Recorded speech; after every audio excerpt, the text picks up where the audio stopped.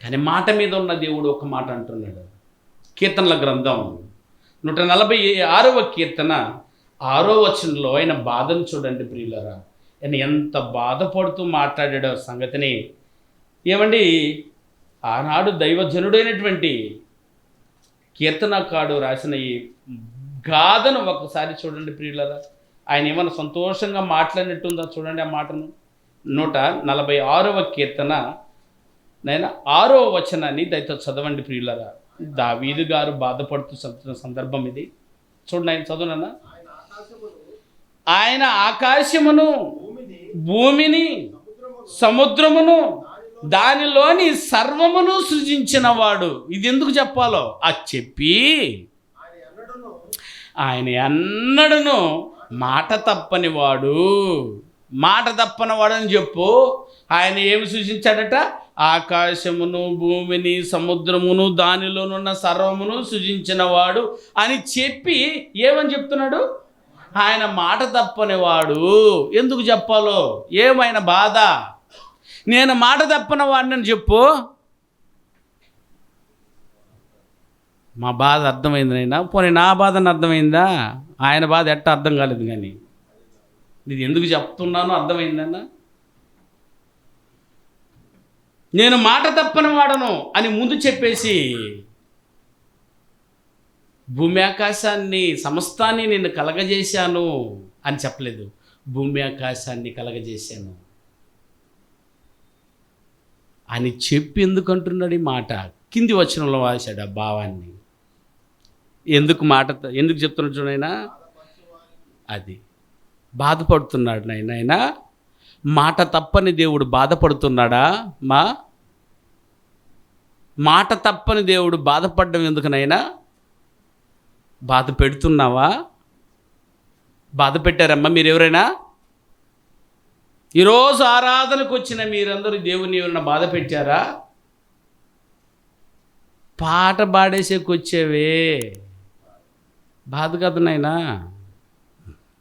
నన్ను పాడండి, నన్ను స్తుతించండి, నన్ను మహింపరచండి, నన్ను ఆరాధించండి అని కోరుకున్న దేవునికి పాట అయిపోయిన తర్వాత వచ్చినవే నువ్వు. అందుకే నేను మొదటి వందనాలు చెప్పాను. కరెక్ట్గా ఆరాధనను గౌరవించి వచ్చిన సోదరిమణులకు చెప్పండి. పాట అయిపోయిన తర్వాత వచ్చావు నాన్న? ప్రకటన అయిపోయిన తర్వాత వచ్చావా? అసలు ఆరాధనకు యోగ్యులమో కాదో ఆ న్యూస్ చదివారే, అది వినడానికైనా వచ్చావా? లేదు. వీరికి అందరికీ దేవుని బాధ అర్థమైందంటారా? చెప్పండి ప్రియులారా. నేను రాను అంటే నిన్నెవరు అడగరు, కానీ దేవునికి మాట నువ్వు ఇచ్చావు గనుక నిన్ను అడగాలింది నాయన దేవుడు.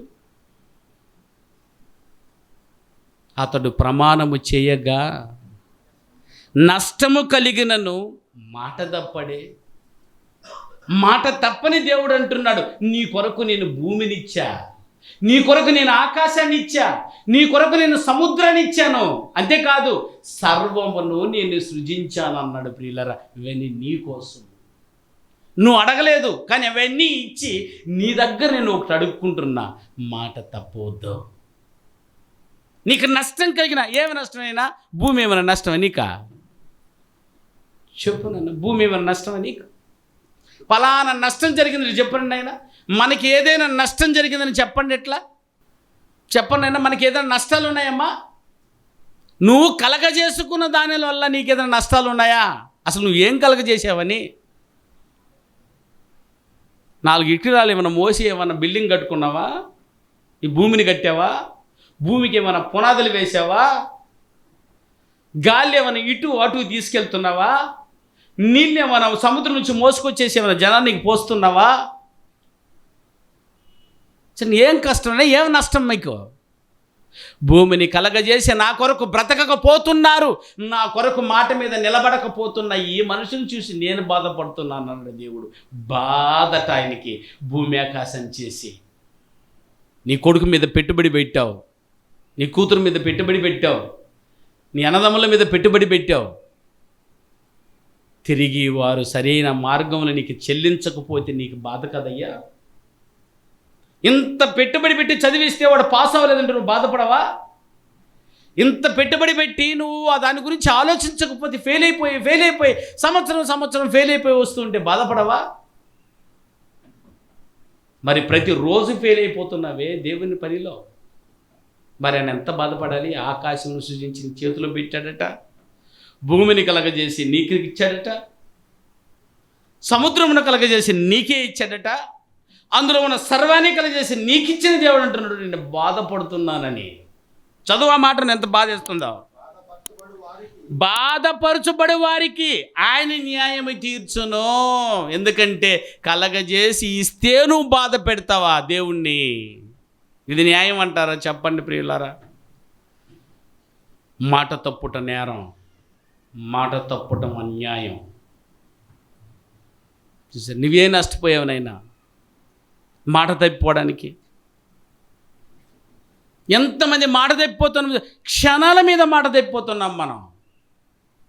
దేవుని కొరకు క్షణముల మీద మాట తప్పిపోయాం, కానీ దేవుడు ఒక సెకండ్ కూడా మాట తప్పలేదు. నీ కొరకు చేయాలనుకున్న భూమిని 7 రోజులు చేసి పెట్టాడు. నీ నీతమైన సమయమును పెట్టుకొని చేశాడని ఉంది ప్రియులారా.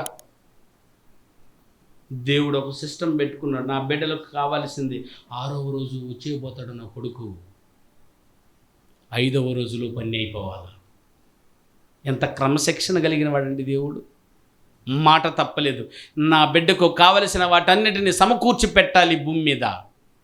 మాట తప్పని దేవుడు సమస్తాన్ని కలగజేసి పెట్టాడు.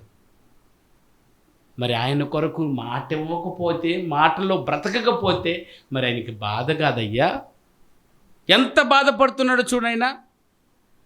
బాధపడు వారికిని ఆయన న్యాయము తీర్చును, ఆకలిగొని వారికి ఆహారము దయచేయును.